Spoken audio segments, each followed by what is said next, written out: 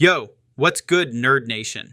If you've been wondering how James Gunn could bring the authority into the DCU without totally blowing it, you're in the right place. Today, we're cooking up our own wild plan for their epic introduction, and trust me, it's chaotic good.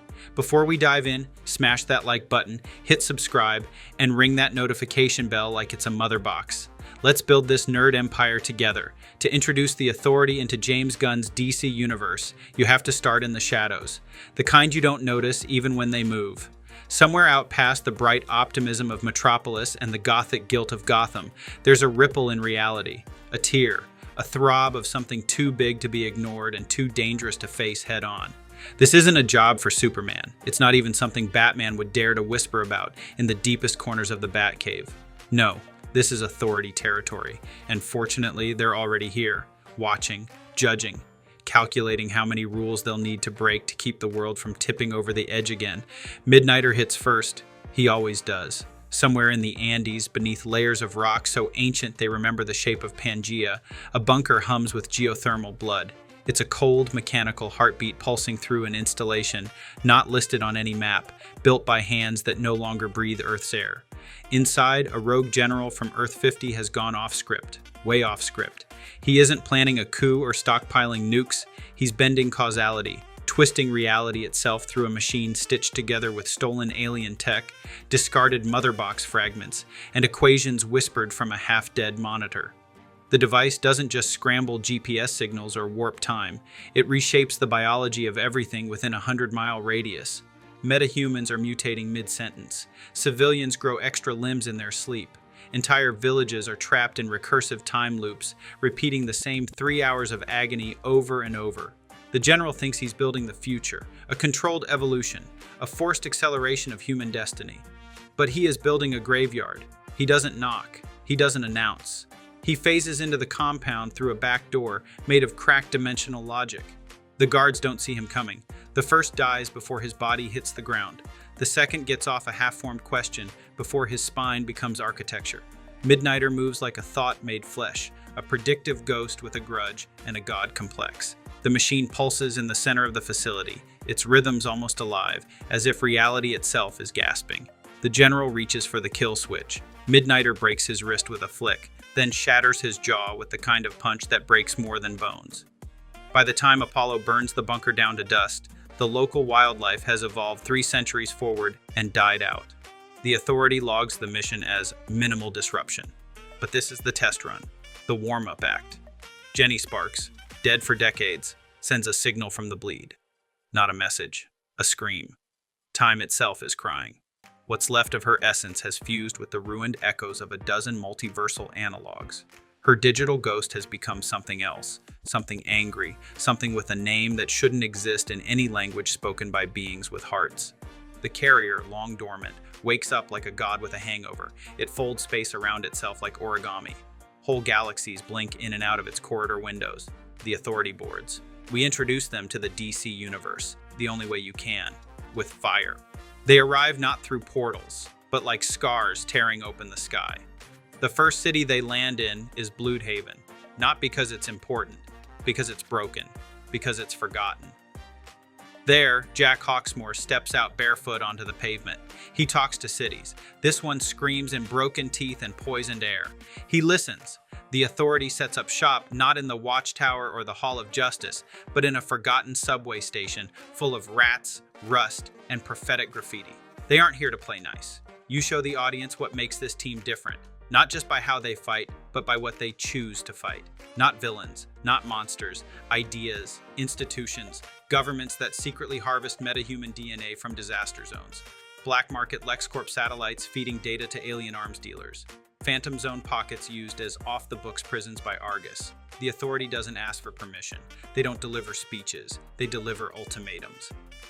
Swift moves like a ghost through restricted airspace, tearing drones from the sky with feathers sharper than steel. The Doctor speaks to a goddess from a reality where belief fuels physics. They trade philosophies over burning suns. One of them leaves with answers. The other is never seen again. Angela Spica, the engineer, hacks into the source wall, not to breach it, to see who's knocking from the other side. What she finds isn't a threat, it's an invitation. Then you raise the stakes. The world starts to notice. Superman sees the aftermath of an authority intervention in Markovia. No deaths, no speeches, just silence and shaking soldiers. A war was stopped before it could start. He doesn't know whether to be impressed or terrified. Batman finds surveillance drones in Gotham. Not his, not Lex's, no logos. Just the silver glyph of the carrier etched beneath the lens. Wonder Woman confronts them in New Themyscira. They don't bow. They don't explain. They just tell her this isn't a war, it's a reckoning. Diana tells them to stay out of her way. Midnighter smiles. Amanda Waller is the first to blink. She forms an off-book task force to track them. Half her team disappears. One sends back a recording, no faces, just voices, and a warning. The next attempt at control won't end with a warning. The authority isn't chaotic. They're surgical, calculated, brutal, and worst of all, they're winning the public over. In streets forgotten by the Justice League, posters start to appear. No capes, no kings, just results. People who once feared gods now root for assassins. Order isn't pretty anymore. It's effective. This is the pivot. You don't make them villains. You make them the necessary evolution. The authority doesn't play in binary morality.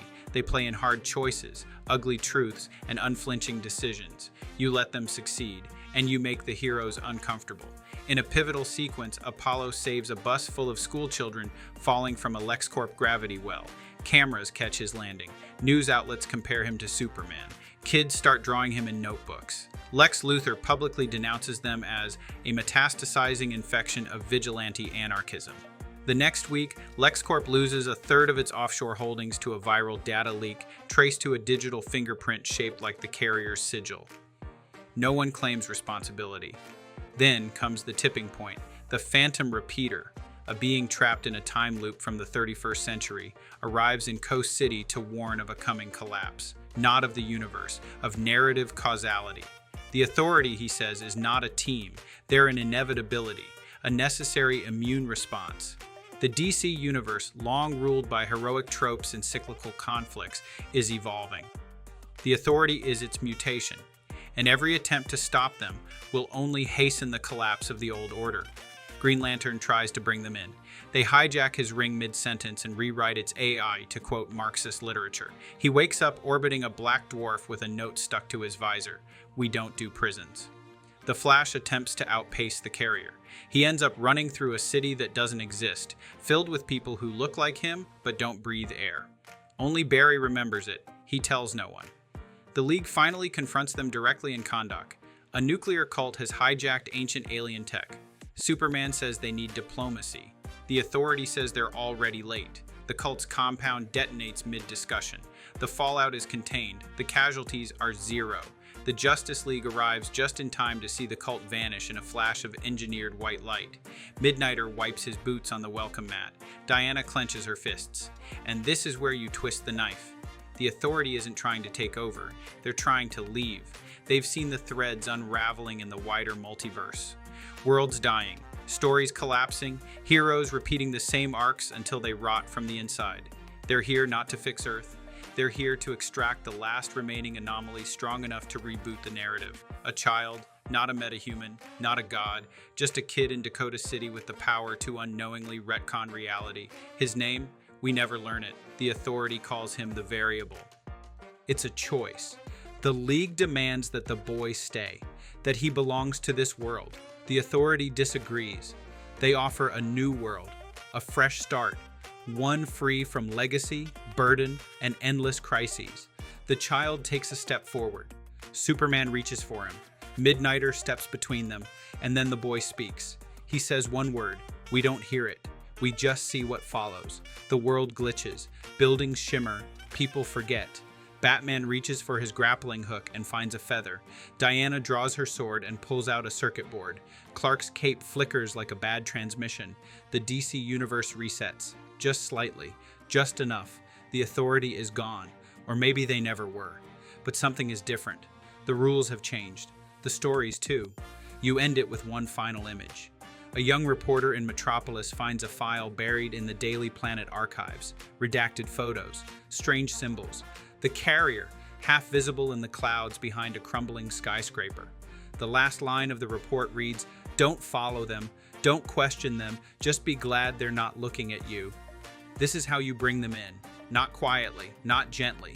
You crash them through the polite tablecloth of superhero cinema and make the audience flinch. You let them be dangerous. You let them question everything the fans think they know.